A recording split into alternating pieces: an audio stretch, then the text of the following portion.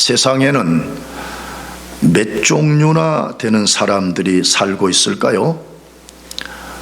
우리는 대충 전 세계에는 약 70억 명의 사람들이 살고 있다는 것을 알고 있습니다.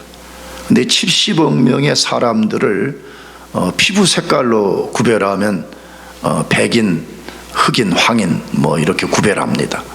그런데 그 피부 색깔 안에도 수많은 피부색을 가진 사람들이 있다는 걸 우리가 잘 알고 있지 않습니까? 나가서 이 70억의 사람들을 사용하는 언어와 주로 지배당하는 문화를 기준으로 구분을 할 때도 셀 수 없이 많은 종류의 사람들이 있습니다. 최근에 이 젊은이들이 기질을 구분할 때 MBTI 방식으로 구분하는 거 되게 좋아합니다. 연애할 때 물어볼 때도 당신 MBTI가 뭐냐는 식으로 물어보잖아요. 근데 이 방식으로 구분을 해도 굉장히 다양한 사람들이 살고 있는 것을 알 수가 있습니다. 정말로 세상에는 다양한 사람들이 살고 있습니다. 그런데 성경은 그 많은 종류의 사람들을 딱 두 종류로만 구분합니다. 그러니까 수많은 사람들이 섞여 살지만 딱 두 종류의 사람만 있다라고 말해요. 이것을 하나님의 관점에서 말하면, 왜냐? 성경은 하나님의 말씀이니까. 하나님은 딱 두 부류의 사람들만 있다라고 말씀합니다. 그럼 하나님은 이 많은 사람들을 어떻게 구분할까요? 구속받은 사람과 구속받지 않은 사람입니다. 성경은 교회 다니는 사람이냐 교회 다니지 않는 사람이냐 그런 방식으로 구별하지 않습니다. 그건 성경의 구분법이 아니에요. 구속을 받았는지 구속을 받지 않았는지 딱 그렇게 구분합니다. 오늘 베드로 사도가 18절에서 그리스도인들을 가리켜서 구속받은 사람이라 그렇게 소개합니다. 이 말씀 속에는 구속되지 않은 사람들이 있다는 거예요. 구속받은 사람과 구속받지 않은 사람들이 있다는 것을 전제하고 있는 것입니다. 자, 그렇다면 왜 사도 베드로가 오늘 본문에서 그리스도인들을 가리켜 구속된 사람들이라고 할까요? 왜 그리스도인들을 소개하는 긴 문맥 속에서 오늘 본문에서는 그리스도인들의 구속을 다루냐는 것입니다. 그것을 알려면 우리는 지난주에 다루었던 13절에서 시작된 그러므로라는 접속사를 매우 주의해야 됩니다. 말씀드렸습니다. 오늘 본문까지에는 접속사 그러므로가 딱 한 번 나오는데, 물론 우리 한글 성경은 두 번 나온다고 말씀을 드렸어요. 그러나 원문 성경에는 이 13절의 그러므로가 처음이에요. 그러므로 그리스도인이 누구인가를 앞에서부터 쭉 소개를 하다가, 그렇다면 그리스도인들은 어떻게 살아야 되는가, 이것을 말하려고 그러므로라는 접속사를 쓴 거예요. 근데 그걸 우리가 지난주에 다룬 설교 내용들을 하게 되면, 그리스도인들은 하나님의 전적 은혜로 구원을 받았기 때문에 그러므로 구원에 합당한 삶을 살아야 된다라고 명령을 했습니다. 굉장히 중요한 말이죠. 우리가 하나님 말씀에 순종하면 구원받는 게 아니에요. 얼마만큼 순종해야지 구원을 받을 수 있겠습니까? 우리는 하나님의 전적인 은혜로 구원을 받았기 때문에 구원에 합당한 도덕적, 영적, 윤리적인 삶을 살아라라고 말씀하고 있습니다. 그런데 그리스도인을 오늘 본문에서는 구속받은 사람이라고 말씀하는 것은 그리스도인들이 구원에 합당한 삶을 살아야 될 더 큰 이유를 알려주는 거예요. 이걸 좀 바꿔서 말하면 우리 어떻게 구원을 받았냐는 거예요. 도대체 우리 같은 죄인이 어떻게 구원을 받았냐는 거예요. 그래서 오늘 본문에는 우리가 어떻게 구원을 받았는지를 알려줄 뿐만 아니라 구원에 합당한 삶을 살아야 되는 더 큰 이유가 있다는 것을 알려주기 위해서 구속을 다루는 것입니다. 그러므로 우리 그리스도인들은 이 구속이 무엇인가를 잘 알아야 돼요. 사실은 교회 다니면서 이 성경의 언어이고 이 신학적인 내용을 갖고 있는 단어 중에 하나가 이 가장 중요한 게 구속인데, 이 구속이라는 것이 무엇을 말하는지를 잘 알고 있어야 됩니다. 그리스도인들의 구원은 구속을 통해서만 받습니다. 구속이 없는 구원은 일어날 수가 없어요. 물론 성경은 구속이라는 말과 구원이라는 말을 이렇게 이렇게 바꾸어서 쓰기도 하는 성경 내용들이 많이 있어요. 그러나 구속을 받지 않고는 구원이 발생할 수 없어요. 구원을 받으려면 반드시 먼저 구속이 일어나야만 가능한 것입니다. 그러므로 우리가 구속이 도대체 뭔가, 이걸 우리가 우리 삶의 어떤 것보다 더 분명하게 알아야 된다, 그 말이에요. 그럼 구속은 무엇을 말하는 것이에요? 헬라어, 히브리어 다 이거 있습니다. 그러나 우리가 쉽게 그냥 영어는 리뎀션이라고, 리뎀션. 내가 성경 공부 때 자주 말씀드렸지만 내가 자주 물어봐요. 구속이 뭐냐 그러면 사람을 감옥에 갖다 가두는, 디텐션 하는 거라고 대답하는 사람이 전부였어요. 내가 여러분 나쁘게 말하는 단 한 명도 모르겠어요. 내가 다 물어본 거 아니니까. 내가 물어본 바에 있으면 구속을 정확하게 대답하는 사람은 한 명도 없었어요. 굉장히 안타까운 거죠. 우리가 알아야 될 가장 중요한 용어를 잘못 알고 있다는 거예요. 구속은 디텐션이 아니에요. 리뎀션을 말하는 건데, 이게 한글 성경 동의어는 뭐냐 그러면 속량했다, 대속했다, 속죄를 받았다, 그 말과 동의어예요. 그런데 구속이라는 리뎀션은 어디서 온 것이냐 그러면 고대 당시 노예 제도에서 사용되었던 걸 성경이 가져온 거예요. 고대 당시에는 이런저런 이유 때문에 노예로 잡혀가거나 팔려가거나 노예 상태에 있는 사람들이 있었습니다. 노예가 된다는 것은 말 그대로 완전히 디텐션 되는 거죠. 속박돼 가지고 인격이 말살되고 자유를 잃어버리고 억압과 모든 것을 빼앗겨 버리는 상태에 있는 걸 노예 상태라 그렇게 말하는데, 이 노예에서 속박된 노예가 자유를 얻으려면 반드시 몸값을 지불해야 되는 거잖아요. 우리는 꼭 고대까지 안 가도 미국 안에 노예 제도가 있을 때도 그런 것들을 읽어보면 이 노예가 된다는 것은 정말 불행한 거잖아요. 그래서 노예에서 해방되려면 반드시 그 노예의 몸값에 해당하는 것을 노예를 속박하고 있는 그 노예 주인에게 지불해야 되는 것입니다. 그래서 몸값을 지불하지 않고는 누구라도 이 끔찍한 노예 상태에서 해방될 수가 없었습니다.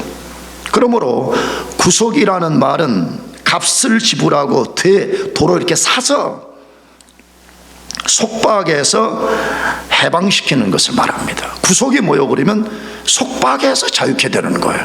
그런데 성경에서 말하는 이 구속이라는 말은 우리를 물리적 속박에서 자유케 한다는 말이 아니에요. 그럼 뭐죠? 법적 혹은 도덕적, 좀 더 깊게 말하면 영적인 속박으로부터 풀려나는 것을 말합니다. 근데 우리 그리스도인들은 과거에 죄와 마귀와 세상에 속박된 노예였습니다. 단 한 사람도 이 속박과 관련 없는 삶을 산 사람은 아무도 없습니다. 그런데 하나님이 구속하여 주심으로 그리스도인들이 그런 것들로부터 완전하게 해방이 되었습니다. 믿으시기 바랍니다.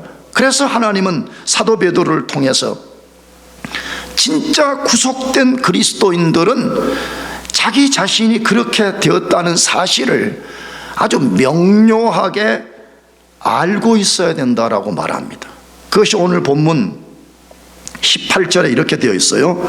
너희가 알거니와 이렇게 되어 있습니다. 너희가 뭐하거니와 알거니와. 여러분, 이 말씀은 뭘 말해요? 베드로 사도가 환기시키는 거잖아요. 그들이 복음을 듣고 자기들이 어떻게 구원을 받았는지를 이미 알고 있었다는 거예요. 그런데 그걸 다시 이렇게 환기시키면서 너희는 이 사실을 반드시 알아야 돼, 이렇게 말하는 거잖아요. 우리가 말할 때도 어떤 것을 너무 이제 직접적으로 말하면 상대방이 상처받을 수 있으니까 우리가 이렇게 말해요. 당신도 이 사실을 알고 있지 않아요? 우리가 모든 걸 알듯이 말이에요 하고 자기 이론을 말하는 것처럼, 그리스도인들은 자기 자신이 어떻게 해서 구속의 은혜를 받았는지를 정확하게 알고 있어야 돼요. 나가서 한 번만 알고 있어서는 안 되고 지속적으로 기억할 수 있어야 됩니다. 왜 그래야 돼요? 내가 도대체 어떻게 구원을 받게 되었는가를 정확히 알 때만이 우리는 삶의 시련을 이겨낼 수도 있고, 심지어 우리가 혹시 어떤 연약함 때문에 죄에 넘어졌을 때도 우리는 다시 일어날 수가 있습니다. 할렐루야. 왜? 나는 구속된 존재라는 거예요. 나는 하나님에 의해서 구속된 존재라는 것을 자기가 믿기 때문에 어떤 상황에서 다시 우리가 일어날 수가 있다는 거예요. 나가서 지금 베드로전서가 말하는 핵심 메시지는 뭐예요? 구원에 합당한 삶을 살라는 거예요. 그러니까 진짜 누가 구원에 합당한 삶을 살 수 있냐 그러면 자기 자신이 어떻게 구원을 받았는지를 정확하게 알 때만이 수많은 죄의 유혹과 수많은 삶의 시련 속에서도 구원에 합당한 삶을 살 수가 있다는 것이에요. 그러면 그리스도인들이 반드시 알아야 될 구속의 내용은 무엇이에요? 다시 말하면 이 구속이라는 게 우리와 어떤 밀접한 관계를 갖고 있는지를 알아야 된다, 그 말이죠. 첫째로는 조상의 유전한 망령된 행실에서 구속을 받은 것입니다. 우리 그리스도인들은 어떻게 구속되었어요? 라고 말하면 우리는 무엇으로부터 구속을 받아야 되는지 정확하게 알아야 된다, 이 말이에요. 다시 말하면 여러분이 쉽게 이해하는 용어는 나 뭘로부터 구원받았느냐, 나 어떻게 내가 구원받을 수 있었는가, 이거 정확하게 알고 있어야 된다, 그 말이죠. 그것을 1장 18절 상반절에 말씀하는데 읽어보십시다. 너희가 알거니와 너희 조상이 물려준 헛된 행실에서 대속함을 받은 것은, 이렇게 되어 있습니다. 자, 그리스도인들 무엇으로부터 구속됐다고 말해요? 다시, 너희가 알거니와 너희 조상이 물려준 헛된 행실에서 구속함을 받은 것은 라고 말합니다. 자, 무엇으로 구속되었다고 말씀합니까? 다시, 너희 조상이 물려준 무엇에서? 헛된 행실에서 구속을 받았다고 말하는 거예요. 다시 말하면 우리는 과거에 구속받기 전에는 끊임없이 조상들이 물려준 헛된 행실을 행하는 그런 사람들이 그 상태에서 벗어날 수가 없었어요, 우리가요. 그런데 하나님이 구속이라는 방법을 통해 가지고 우리를 거기로부터 완전히 건져내 줬다, 그 말이죠. 놀라운 이야기예요. 그리스도인이 누구냐? 다시, 모태신앙입니다, 나 교회 다닙니다, 아니, 그런 차원의 문제를 다루는 것이 아니에요. 우리는 조상들이 물려준 헛된 행실 속에 완전히 속박이 되어서 스스로 그 상태에서 벗어날 수가 없었는데 하나님이 구속이라는 방법을 통해서 우리를 거기로부터 해방시키시고 자유하게 만들어줬다는 거예요. 믿으시기 바랍니다. 이걸 우리가 진짜 깊이 이해한다 그러면, 내가 볼 땐 조금 돈이 없어도 인생이 조금 뭐가 잘 안 풀려도요, 이 거룩한 기쁨이 샘솟듯이 일어날 수밖에 없는 거예요. 그런데 우리 옛날 한글 성경, 개역 한글은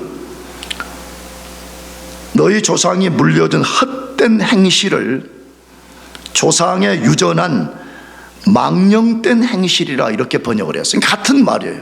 원문 성경을 똑같은 말에 좀 뉘앙스가 조금 다를 뿐인 거죠. 현재 우리가 갖고 있는 개역 개정은 헛된, 개역 한글은 망령된 행실에서 그렇게 되어 있습니다. 그러면 이 헛되다 망령된 행실로부터 우리를 구속했다고 그랬는데, 헛되고 망령된 건 도대체 뭘 말하냐 이 말이에요. 이걸 알려면 먼저 성경에 이 단어가 어떤 용례로 쓰여졌는가를 우리가 추적을 해야 되는데, 결론으로 말하면 이런 거예요. 헛되고 무익한 생각에 사로잡혀서, 헛되고 무익한 말과 행동을 하는 모든 것을 헛된 혹은 망령된 행실이라 그렇게 말하는 것이에요. 그러니까 이 말을 다시 우리에게 가져와 일반화시키면, 인간들이 무언가에 열심을 내지만 실상은 하나님 앞에서 헛된 일을 하는 모든 것을 가리킵니다. 그래서 우리 그리스도인들은 이 망령된 행실에서 구속을 받았기 때문에 우리의 남은 삶이 다시 망령된 삶이 되지 않도록 깊이 생각하면서 살아야 됩니다. 아멘. 그냥 아무렇게나 살면 돌아보고 나면 내가 분명히 망령된 행실에서 구속이 되었음에도 불구하고 다시 망령된 삶을 살면서 인생을 허비하는 것이 얼마나 많은지 몰라요. 이걸 다른 말로 한마디로 말하면 하나님을 거부한 채, 다시 말하면 하나님의 주되심을 인정하지 않고 죄인의 삶을 사는 것을 헛된 삶, 망령된 삶을 산다, 그렇게 말하는 것이에요. 근데 이것이 성경 안에는 너무 많은 이그젬플이 있는 거죠. 성경은 우리가 흔히 말하는 대로 구속사를 다루는 건데, 구속사라는 것은 구속을 받아야 될 타락한 인간 이야기 속에서 하나님이 그 인간을 어떻게 구원해내는가, 이 스토리를 다룬 거라 이 말이에요. 그러나 먼저 인간들이 얼마나 망령된 행위를 하면서 살았는가를 한편의 성경 전체가 우리에게 다 보여주는 거예요. 근데 몇 가지 이그젬플만 들면, 첫사람 아담의 행위 알잖아요. 얼마나 위대한 존재로 만들어졌어요. 첫 인류니까 말이에요. 첫 인류. 그리고 하나님이 그와 언약을 맺을 정도라면 그가 어떠한 존귀한 위치를 가졌는가를 알 수 있잖아요. 근데 그런 사람이 하나님을 대적하여 선악과를 따먹어 버렸습니다. 굉장한 망령된 일을 행한 거죠. 가인은 어떻습니까? 자기 동생 아벨을 돌로 쳐 죽였습니다. 최초의 살인을 일삼았습니다. 왜 그랬어? 시기 때문에 그런 거잖아. 시기. 자기 동생이 하나님 앞에 인정받고 자기가 인정받지 못하는 걸 견디지 못해 죽여버렸습니다. 성경은 그걸 망령된 행위라고 말하는 거거든요. 노아 시대 사람들은 어땠습니까? 하나님이 물로써 세상을 심판한다는 경고를 받았음에도 불구하고 끝까지 거부하며 부도덕함을 살았고, 부도덕한 삶을 살았고, 끝내는 하나님을 저항하는 것 때문에 심판을 받았습니다. 여러분, 이 시대는 노아 시대의 특성을 그대로 갖고 있다고 예수님 말씀했잖아요. 제발 부탁입니다. 나도 여러분도 망령된 삶을 버리시길 바랍니다. 아멘. 하나님이 분명히 경고를 해요. 물로 세상을 심판한 것처럼 불로 심판할 것이라고 하나님이 계속 말씀한데도 불구하고 노아 시대 사람들처럼 장난으로 여기고 농담으로 여기고, 그래도 나는 그런 심판을 안 받겠지 하고 사는 사람들이 얼마나 많은지 몰라요. 안타까운 거죠. 안타까운 거. 노아 시대 심판 후에 사람들은 또다시 하나님의 약속을 믿지 않고 바벨탑을 쌓았습니다. 왜 그랬어요? 하나님이 물로 세상 심판한 후에 다시는 물로 심판하지 않는다고 무지개를 걸어서 약속을 해줬음에도 불구하고 사람들이 그거 못 믿는 거죠. 아이고야, 또다시 홍수가 나서 다 쓸어가 버리면 어떡하냐. 그러니까 우리가 바벨탑을 지어가지고 꼭대기가 보이는 곳에서만 살자. 그러면서 하나님을 대적한 행위를 성경은 망령된 행실이라 그렇게 말하는 것이죠. 여러분, 에서는 어땠습니까? 팥죽 한 그릇에 자기의 장자권을 동생에 팔아버렸습니다. 참 놀라운 이야기죠. 오늘 또 잠시의 배고픔을 못 견뎌서 자기가 받은 고귀한 특권을 그 팥죽 한 그릇에 팔아버린 그리스도인들이 얼마나 많은지 몰라. 쉽게 그냥 편안한 것 때문에 팔아버려. 쉽게 그냥 이건 뭐 지금 당장 없어도 하나님은 그런 것을 망령된 행위라고 우리들에게 말하는 거 아니에요? 그러므로 우리가 망령된 삶을 살지 않으려면요, 우리 자신들이 지난주 말씀처럼 마음의 허리를 동여매야 돼. 아멘. 근신에 정신을 바짝 차려야 돼. 여기 살든 뭐 저기 살든 어디가 살든 끊임없이 우리 생각이 분산되지 않도록, 우리 마음이 분산되지 않도록 마음의 허리를 꽉 동여매고 우리의 생각과 마음이 무엇에 고정되어 살아야 될 것인가를 끊임없이 정신 차려야 된다, 그 말이죠. 오늘 이 시대 사람들은 어떻습니까? 온갖 사악하고 부도덕한 일을 하면서도 두려움과 부끄러움을 모른 채 그런 일들을 행합니다. 난 이번에도 총회를 가서 뭐 이런저런 분들의 이야기를 들었습니다. 근데 이제 마음이 너무 아픈 게 말이에요. 물론 내가 뭐 남을 정죄할 만한 그런 의로운 사람은 아니지만 목회자라고 하는 이름을 가진 사람들이 말이에요, 온갖 부도덕한 일을 저지르고도 부끄러움을 모르는 거예요. 자기가 하고 있는 행위 자체가 부끄러운 것인지 옳은 것인지를 구분도 못하고 그렇게 한다는 이야기만을 들으면서 난 진짜 그래서 나는 그들을 정죄하기보다는 정말 우리가 하나님 앞에 어떻게 이거 우리가 앞으로 설 것인가 말이야. 하나님 우리의 행실을 낱낱이 드러내는 날이 올 것인데 도대체 그걸 어떻게 감당하려고 그러한 짓들을 하고 있는가 하는 생각을 하면서 가슴을, 진짜 쓰라린 가슴을 안겨주고 내가 돌아왔어요. 로마서에 말하잖아요. 이 시대의 사람들은 부끄러움을 모르는 사람들, 자기가 하는 행위가 얼마나 더럽고 추악한 것인지를, 부끄러운 것을 모르는 일을 하고 있는 거 아니에요?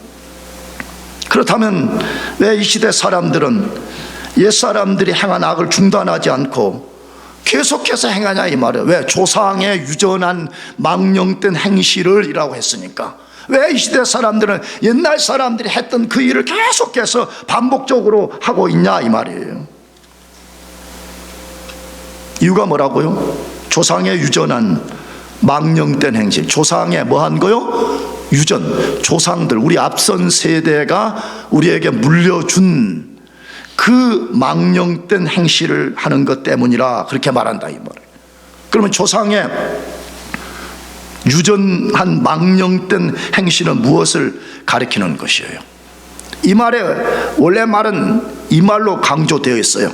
조상들이 어떤 잘못된 행실을 우리에게 물려줬는데 우리가 맹목적으로 아무 생각 없이 그대로 그냥 전통은 옳은 거야, 옛날 사람들이 해온 방식은 옳은 거야 라고 계속 그 길을 간다 그 말이에요. 성경 그렇게 돼 있어요. 그럼 왜 인간들은 조상들이 물려준 삶의 방식을 생각 없이 맹목적으로 따라가냐 이 말이에요. 죄 때문입니다. 뭐 때문이라고요? 죄.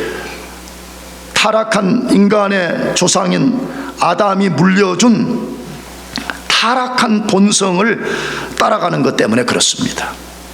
그래서 그 타락한 본성에 의해서 이전 사람들이 행해오던 것을 조금도 깊이 생각함이 없이 맹목적으로 따라서 행하는 이런 삶을 산다라고 되어 있습니다. 그래서 제발 나도 여러분도 다시요, 제발 신앙생활을 맹목적으로 하지 말아요. 아멘이죠? 그냥 맹목적으로 하면 안 됩니다. 맹목적으로 하면 안 됩니다.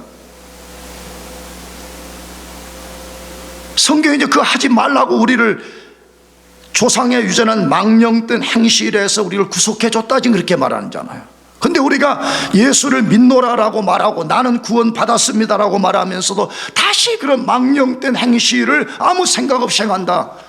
그거는 심각한 문제가 있는 거 아니겠습니까? 우리 그리스도인도 과거에 망령된 행실에 사로잡혔던 사람들과 다를 바가 하나도 없었던 사람들입니다. 그런데 하나님이 그리스도인을 그런 사람들 중에서 구속해 주셨습니다. 왜 구속해 줬어요? 다시는 그런 죄에 지배된 삶 살지 말아라.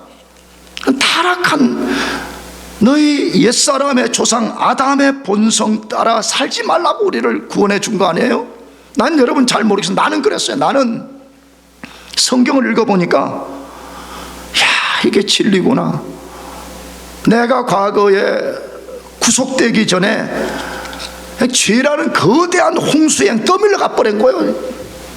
너무 큰 죄와 많은 죄를 저지르고 다음 날 이제 좀 정신 차려서 똑바로 살아야 되지라고 하는데 며칠 못 가 다시 또 그 죄를 계속 반복해서 짓는 거예요. 왜 그래요? 망령된 행실에 속박이 돼가지고 그 속에서 벗어나지를 못하는 거예요. 그런데 하나님이 속절없이 죄의 홍수에 떠밀려 가던 나와 여러분들을 거기서 딱 건져내 주신 거예요. 뭐 때문에? 다시는 그런 삶 살지 말라는 거예요. 그러므로 구속받은 사람은 반드시 망령된 행실에서 구속되었다는 증거를 드러내게 되어 있어요. 그 증거가 무엇입니까? 첫째는 예수님을 자신의 구주로 믿어요. 예수님을 자신의 누구로 믿는다고요? 구주. 아니 그냥 입으로 그냥 교회 와서 그냥 한번 고백하고 또 삶의 현장에 나가면 자기 마음대로 사는 거 그런 거 말고 진짜 예수님은 나의 세이비어일 뿐만 아니라 나의 주이시요 나의 왕이시요 나의 심판주요 나의 모든 것에 모든 것이 된다는 것을 믿고 살게 돼요. 평생을 하나님을 두려움으로 섬기게 됩니다. 왜 그래요? 지난주 본문에 그랬잖아요. 나그네로 있을 때 두려움으로 지내라 그랬잖아요. 오늘 이 시대 그리스도인들 두려움이 뭔지를 모르는 시대. 기독교는 기쁘고 즐거운 종교다. 기독교는 쾌락의 종교다. 성경은 아니라고 말하잖아요. 나그네로 있을 때를 뭘로 지내라고요? 두려움으로 지내라. 하나님 그분을 두려워하는 마음을 가지고 그분을 섬기며 거룩하게 살라. 구원에 합당한 삶을 살라고 말합니다. 그러므로 대속받은 사람은 반드시 이 구원에 합당한 삶을 점진적으로 드러내게 되는 것입니다. 그리스도인이 누구예요? 망령된 것에서 구속받은 사람입니다. 그 모든 망령된 죄의 행위로부터 해방된 사람들인 것을 여러분 꼭 믿으시고 계속 기억하며 살아요. 아멘. 계속 그걸 기억하면서 나는 구속된 하나님의 사람이라는 것을 기억하며 살기를 바랍니다. 두 번째로 구속의 내용은 뭐예요? 우리가 알아야 될 구속의 내용. 은과 금처럼 없어질 것으로 구속을 받은 것이 아니라는 것이에요. 다시 말하면 우리가 구속될 때 절대로 사용될 수 없는 것이 무엇인가를 알아야 된다 그 말이에요. 베드로전서 1장 18절 하반절에 은이나 금같이 없어질 것으로 된 것이 아니요라고 되어 있습니다. 아주 분명해요. 인간이 망령된 행실에서 구속받을 때 구속의 값으로 사용될 수 없는 것, 그건 뭐냐고 말하는데 뭘로는 안 된대요? 은이나 금같이 없어질 것으로는 안 된다라고 말해요. 뭐 지금도 사실은 그렇지만 오늘날은 은금보다 이게 단위에 비해서 더 비싼 게 많잖아요. 좋은 뭐 칩도 있고 이러니까. 근데 고대 당시에는 은금은 세상에서 가장 고귀한 것이었고 가장 고귀한 것을 상징합니다. 그럼에도 그런 은금으로는 인간을 구속할 수 없다라고 못 박아서 말해요. 잘 들어야 됩니다. 그러므로 기독교는 이 세상의 어떤 것으로 무엇을 하는 종교가 절대로 아니에요. 믿으십시오. 아멘. 절대로 이 세상의 어떤 것으로 뭔가를 덧대가지고 무엇인가를 만들어내는 그런 종교가 아니에요. 그럼 왜 은금으로는 안 되는 것입니까? 왜 세상에 가장 귀한 것으로 인간을 구속할 수 없는 것입니까? 세 가지 이유만 말씀드리려고 그래요. 첫째로는 인간이 구속되어야 될 죄의 특성 때문에 그렇습니다. 죄가 가진 어떤 특성 때문에 세상 것으로는 안 된다는 거예요. 물질적인 건 안 된다는 거예요. 은금으로는 안 된다는 거예요. 세상에 가장 고귀한 것으로 안 된다는 거예요. 그 죄의 특성이 뭐예요? 죄는 물질적인 것이 아닙니다. 죄는 영적이고 도덕적인 것과 관련이 되어 있습니다. 그러므로 죄가 만일에 물질적인 것이라면 은, 금 같은 물질, 세상의 고귀한 것들을 통해서 구속이 가능합니다. 그러나 죄는 영적인 것이고 도덕적인 것이기 때문에 절대로 그런 세상적인 그런 것들로는 구속이 불가능하다 그 말이에요. 그러면 죄가 영적이고 도덕적이라는 뜻은 무엇이에요? 이 말을 우리가 정확하게 이해하려면 이 죄의 기원과 역사들을 좀 알아야 되는데, 압축해서 말하면 인간이 하나님의 명령을 거역하고 하나님과 관계를 깨뜨려버리고 하나님의 진노를 불러일으키고 인간은 하나님의 진노 아래 갇히게 되었습니다. 그 순간에 인간의 영혼이 하나님과 단절되었고 죄의 심판을 받고 죄의 종이 되고 말았습니다. 그러므로 죄가 하나님께 어떤 치명적인 피해를 입힌 것과 인간에게 치명적인 어떤 문제를 야기한 이 문제를 해결하기 위해서는 은금 같은 물질로는 절대로 불가능하다는 거예요. 죄가 영적 도덕적인 것이기 때문에 죄를 해결하는 방식도 영적 도덕적인 것이어야 되기 때문에 은금으로는 안 된다는 거예요. 두 번째, 은금으로 안 되는 이유는 뭐예요? 인간이 하나님께 범한 죄는 너무 큰 것이기 때문에 세상의 모든 것을 다 동원한다고 할지라도 인간을 죄에서 구속할 수 없기 때문에 그렇습니다. 오늘 이 시대 사람들은 죄라는 말 자체를 사용하는 걸 싫어해요. 교회 오면 벌써 뭐 죄가 어떠냐 그러면 듣기 싫어해. 벌써 안 들어버려. 당신 어떻게 성공할 것인가 7가지 비결을 알려준다고 자다가도 벌떡 일어나잖아요. 근데 벌써 죄 그러면 안 들으려고 그래.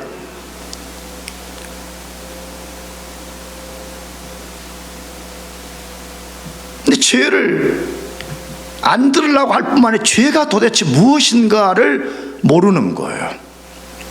근데 성경은 말해요. 인간이 하나님께 범한 죄는 너무 큰 것이에요. 도대체 얼마만큼 큰 것인지 우리도 다 측량이 불가능해요. 그러니까 대충 우리가 측량할 수 있다 그러면 도대체 죄가 얼마나 큰 것이면 첫사람 아담이 죄를 범했을 때 그 죄가 모든 인류 전체에게 영향을 끼쳐서 한 사람이라도 죄의 영향으로 죽지 않은 사람이 없는가를 보면 죄가 얼마나 큰 걸 알 수가 있죠. 반대로 이 죄에서 인간을 구속하려고 그럴 때 하나님의 아들이 이 땅에 오셔가지고 십자가에 못 박혀 비참하게 죽임을 당해야만이 인간을 죄에서 구원할 수 있다 그러면 도대체 그 죄가 얼마나 큰 것인가를 역설적으로 알려주는 거잖아요. 그러므로 이 큰 죄에서 인간을 구원하려면 은금으로는 안 된다는 거예요. 세상 것으로는 절대 불가능하다는 거예요. 나가서 우리가 생각해, 만일에 은금으로 인간을 죄에서 구속할 수 있다 그러면 뭐하러 하나님이 그 고귀한 아들을 이 세상에 보내서 구속자가 되게 하셨겠습니까? 인간의 것으로는 어떤 것도 인간을 구속할 수 없기 때문에 그런 것입니다. 나가서 세 번째로는 우리를 위한 구원이 영원히 지속이 되려면 구속의 효력이 없어지지 않고 영원히 존속이 돼야 돼요. 생각해 보세요. 은금 같은 걸로 만일에 우리를 구속했는데 언젠가 은금도 없어져 버리고 은금이 포함된 세상도 없어져 버린다 그러면 우리의 구속도 사라지고 마는 것입니다. 그래서 은금으로 안 되는 거예요. 이렇게 생각해요. 만일에 은금으로 인간을 구속할 수 있다 그러면 도대체 은금을 얼마만큼 우리가 드려야만이 구속이 되는 거예요. 그 값도 우리가 다 측량할 수 없지만 문제는 구속받을 수 없는 수많은 사람들이 발생할 겁니다. 그렇잖아요. 어떤 사람은 부자고 어떤 사람은 가난한데 가난한 사람은 자기를 구속할 돈이 없잖아요. 그러므로 영원히 사라지지 않고 영원히 존속될 것으로만 구원이 가능합니다. 그래야만이 우리가 지금도 이 구속의 효력이 남아서 우리가 죽지 않고 사는 거예요. 멸망당하지 않고 사는 거예요. 아멘이죠. 우리가 언젠가 그리스도 심판대 앞에 섰을 때도 우리의 구속이 여전히 유효하기 때문에 비록 우리는 허물이 많지만 예수 그리스도의 심판대 앞에 우리가 당당히 설 수가 있는 것입니다. 그래서 사도 베드로가 말하는 것이죠. 은금으로는 안 된다고. 뭘로 안 된다고요? 은금으로는 안 된다고 말해. 그러므로 여러분들이 제발 세상에 뭘 가지고 기독교를 어떻게 해볼 것이다, 교회가 자꾸 세상에 뭘 갖고 어떻게 해볼 것이다, 그런 망령된 생각들을 완전히 버려야 됩니다. 왜? 성경 분명히 은금으로 안 된다고 말하기 때문에 그렇습니다. 그럼 마지막 세 번째로, 그리스도인들이 알아야 될 구속의 내용은 뭐예요? 예수 그리스도의 보배로운 피로 구속을 받은 것입니다. 예수 그리스도의 뭘로 받았다고요? 보배로운 피로 받았다라고 말씀해. 이 말은 뭐예요? 그럼 우리는 그 억만 죄로부터 우리가 구원을 받을 때 구속을 입었는데 도대체 우리의 죄값으로 무엇을 내어 주었는가, 이걸 정확히 알아야 된다 그 말이죠. 그걸 1장 19절에 말씀하는데 읽어봅시다. 19절 시작. 오직 흠 없고 점 없는 어린 양 같은 그리스도의 보배로운 피로 된 것이니라. 앞절에는 이러이러한 것은 안 된다라고 말하고 19절에는 오직 just way, 이 길밖에 없다는 거죠. 오직 흠 없고 점 없는 어린 양 같은 그리스도의 보배로운 피로 된 것이니 라고 말씀합니다. 베드로 사도가 뭘 말하고 싶어서 이러한 비유를 든 거예요? 예수님의 무죄성. 예수님은 뭐가 없는 분이에요? 죄 없는 분이라는 것을 알려주기 위해서 유태인들이 수천 년 동안 어린 양을 드렸던, 흠없는 어린 양을 드린 거기에 예수님을 비유하고 있는 것입니다. 자, 그러면 예수님의 보배로운 피로 구속했다는 것은 무엇을 가리키는 거예요?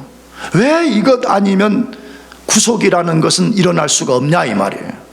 이걸 알려면 우리는 레위기서 17장 11절과 그 말씀을 그대로 인용한 히브리서 9장 22절을 같이 알아야 돼요. 이게 인용된 병행 구절이거든요. 근데 거기에 유명한 구속의 말씀을 다루었죠. 그게 뭐죠?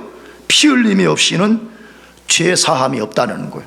그러니까 인간이 죄 사함을 받으려면, 인간이 구속을 받으려면 반드시 뭘 흘리는 일이 있어야 돼요?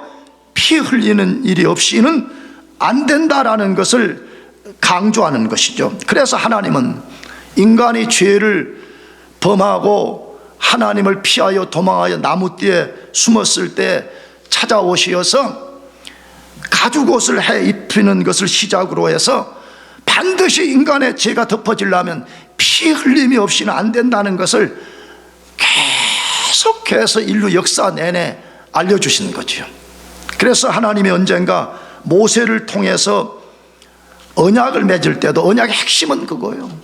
인간들이 죄로 인해서 깨어진 관계가 나와 회복이 되려면 반드시 피 흘리는 일이 일어나야 된다. 그거 알려준 게 모세법이잖아요. 나가서 하나님이 선지자들을 통해서 동물의 피로는 인간의 죄를 완벽하게 구속할 수가 없다. 그러므로 인간의 죄를 단번이면서 영원하게 해결할 피 흘리는 실체가 올 것인데 그가 바로 예수 그리스도라는 것을 알려줬습니다. 예수 그리스도가 실제로 그 약속대로 이 땅에 오셔서 구속의 피를 흘려주셨고, 예수 그리스도의 대속의 피를 믿는 사람은 하나님으로부터 죄 용서를 받고 구원을 받게 된 것입니다. 자, 그러면 마지막 질문, 왜 예수님의 피만이 모든 사람을 죄에서 구속할 수 있는 것입니까? 왜 예수의 피가 아니면 안 되냐는 거예요. 그러니까 학자들이 써놓은 거 보니까 보통 나같이 좀 건강한 사람들이 갖고 있는 몸의 피는 평균 한 1.5갤런 정도 된다, 그렇게 하면 1.5갤런. 그러니까 어떻게 보면 그렇게 많은 것도 아니죠. 우리가 피가 나면 우와 놀라지만 사실은 그렇게 많은 것도 아니죠, 어떻게 보면. 그러므로 예수님도 우리와 유사한 몸의 크기를 가지셨다고 만약에 측정한다 그러면 예수님도 약 1.5갤런 정도의 피를 가졌다는 거예요. 근데 그분이 십자가에서 완전히 이 피를 쏟았다 그러니까 1.5갤런의 피를 이게 쏟아 주셨단 말이에요. 그렇다면 어떻게 그 적은 양의 피가 그것을 믿는 사람의 죄값을 지불하는 것이 될 수, 다시 말하면 대속, 구속이 될 수 있냐 하는 거예요. 이것은 피의 양 때문이 아니라 피의 질 때문입니다. 이 말이 뭐 신학적으로 맞는지 난 잘 모르겠어요. 내가 생각하는 그거예요. 피가 얼마나 양이 많냐 이것 때문이 아니고 예수님이 가진 1.5 갤론의 피의 질 때문에 우리 자신의 죄는 말할 것도 없고 모든 인류의 죄를 넉넉하게 대속할 수가 있다는 거예요. 자, 그러면 먼저 왜 반드시 예수님의 피해야 되냐? 왜 그분이 반드시 십자가에서 피를 흘려야 되냐 이 말이에요. 그걸 아까 인용한 레위기서 17장 11절 하반절에 이렇게 돼 있어요. 잘 기억하세요. 생명이 피에 있으므로 피가 죄를 속하느니라 이렇게 돼 있습니다. 굉장히 중요한 말이죠. 이 말을 여러분이 정확하게 알고 있어야 돼. 내가 언젠가도 우리 교회 설교하는데 내가 한국에서 전도사 때 신학교 가려고 버스를 탔는데 그 내 앞쪽에 진짜요 딱 세 분이 어느 교단이라고는 말하지 않겠어요. 왜? 그 교단을 잘못하면 욕하니까, 그분들이 욕하게 만드니까. 아 근데 무슨 이야기를 하나 하고 교회 다니는 성도들이 막 떠들러. 버스 탈 때 조용히 다녀요. 아멘. 나 이번에 샌프란 가가지고 총회 다 끝나고 한나절 총회에서 그 샌프란 구경시켜 주는데 버스를 탔는데 내 뒤에 어느 목사님이 그 옆에 목사님에게 자기 잘난 척을 하는데 말이야. 진짜 나도 그러니까 굉장히 성격이 좋은 모양이야. 할렐루야. 무식이 진짜. 아니 말하려면 좀 조용히 그 사람에게 하듯이 온 버스 안에 다 들리게 말이에요. 다시 옛날로 돌아가가지고 전도사 때 버스 탔는데 무슨 이야기를 저렇게 하나 하고 들어봤더니 밥하는 이야기라. 밥하는 이야기 자기 집에서. 근데 자기는 밥을 할 때 뚜껑을 열고 주걱을 갖고 먼저 밥에다가 십자가를 긋는데 예수 그리스도의 피로써 명하노니 잡기야 물러가고 뭐 우리 가족들이 뭐 건강하게 먹고 어쩐다 하라. 박수로 저 깔깔거리고 날더라고. 나는 그때 신앙 막할 때 해가지고 그게 뭔지도 모르고 예수의 피는 능력인갑다 속으로 할렐루야 그렇게 했다고. 이게 나중에 알고 보니까 거의 미신이야. 거의 뭐라고? 미신이에요. 그런 사람들은 영화 여러분 모르겠죠. 오맨에 나오는 것처럼 마귀가 역사할 때 십자가만 갖다가 딱 들여대면 마귀가 물러간다고 하는 거 똑같은 이론을 갖고 있는 거예요. 여러분 예수의 피의 핵심은 뭐예요? 방금 읽은 레위기서 다시 뭐라고 했어요? 생명이 피에 있으므로 피가 죄를 뭐하느니라? 속하느니라 그랬어요. 자 그러면 이 논리적 관계가 뭐예요? 여러분 사실은 예수의 피가 능력인 이유는 뭐예요? 그 안에 예수의 생명이 있기 때문이에요. 아멘. 그러므로 예수님이 십자가에서 피를 흘려주셨다는 말은 얼마만큼 많은 양을 쏟았느냐 그게 핵심이 아니고 그분이 우리를 죄에서 대속하기 위해서 그의 생명을 내줬다 그 말이에요. 아멘. 십자가에서 바꿔치겠다는 거죠. 십자가라는 그곳에서 우리와 예수가 바꿔치게 됐다는 거예요. 원래는 우리가 우리 죄 때문에 십자가에 달린 것과 같은 영원한 형벌을 받아야 마땅했는데 예수님이 피 흘림 그의 생명을 우리에게 내어줌으로 십자가에서 우리가 예수 생명을 받아서 우리가 영원한 생명을 소유하는 존재가 되었다 그렇게 말씀하는 거예요. 그러므로 예수의 피로만 된다는 말은 무엇이라고요? 예수의 생명으로만 우리 자신을 대속하고 모든 인간들의 죄를 대속할 수 있다고 말이에요. 그러면 왜 예수 그분의 피 그분의 생명이 모든 인간들의 죄를 대속할 수가 있냐 이 말이에요. 다시 말하면 믿는 사람들의 죄를 대속할 수 있냐 그렇게 말할 때 그분은 하나님이십니다. 믿습니까? 그분이 누구라고요? 하나님이에요. 예수 그리스도 그분은 하나님이에요. 하나님의 아들이신 그분이 이 땅에 오셨습니다. 그러므로 죄 없는 하나님의 아들 그분의 생명은 인류가 저지른 죄보다 더 크고 가치를 가진 거기 때문에 그분의 십자가의 피 흘림을 통해 가지고 얼마든지 우리를 대속하고 얼마든지 우리 인류의 죄를 덮을 수 있는 것입니다. 그리스도인 누구예요? 교회 다니는 사람이 아니에요. 그리스도인 누구예요? 모태신앙 타령하는 그런 사람 아니에요. 그리스도인은 예수의 피로 구속을 받은 사람입니다. 그리스도인 누구예요? 예수의 피로 해방된 사람입니다. 믿으시기 바랍니다. 이걸 기억하면 너무 행복한 거예요. 난 다시 여러분들 모르겠어. 나는 23살에 예수를 믿고 23살까지 엉망진창으로 살았습니다. 죄를 안 짓고 싶어도 안 질 수가 없었습니다. 그러나 하나님이 내 인생 가운데 탱크처럼 밀고 들어오셔서 나를 죄의 홍수에서 완전히 건져내고 망령된 행실에서 건져내 주심 때문에 대속을 받고 완전히 죄에서 자유롭게 된 것입니다. 이걸 생각하면 내 남은 생에 가난하든 부하든 나는 예수만 믿겠노라. 난 하나님만 두려움으로 섬기겠노라. 나는 나에게 대속의 은혜 주신 하나님 앞에 구원에 합당한 삶을 살겠노라는 이 각오가 안 생길 수가 없는 거예요. 난 여러분에게 진짜 묻습니다. 여러분 진짜 예수님이 여러분의 구주이신 것을 믿습니까? 대답해요. 믿습니까? 그렇다면 여러분은 나는 구속된 사람이라는 걸 분명하게 인식하고 살아요. 매 순간 기억을 해요. 아니 집에 가서 써놔요. 만약 이게 잘 기억이 안 되는 사람이면 여러분 현관문 앞에다가 나는 구속받은 사람이요 이걸 써놔. 무슨 말이에요? 부정적으로는 이제 더 이상 어떤 것도 우리를 정죄할 수 없어요. 그 어떤 것도 우리를 다시 속박시킬 수 없어요. 우리는 완전한 자유를 받은 사람이에요. 믿으시기 바랍니다. 너무 큰 자유를 우리가 받아버린 거예요. 나는 신학적으로 이 사실을 완벽하게 난 믿고 있어요.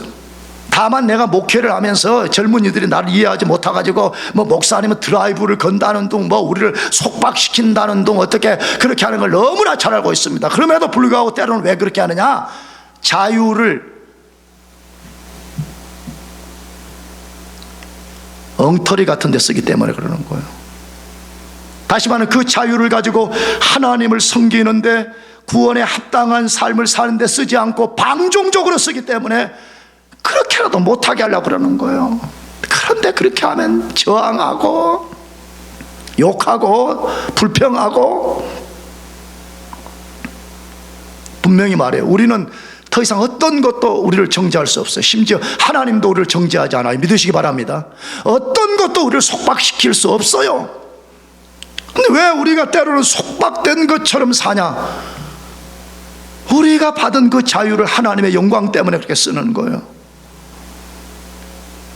우리 그리스도인들은 모태신앙 때문에 구원을 받은 것이 아니라 예수 그리스도의 구속 때문에 구원을 받았다는 것을 마음 깊이 심장에 새기고 다시 이번 한 주간 동안 구원에 합당하게 살 수 있기를 축복합니다. 기도하겠습니다.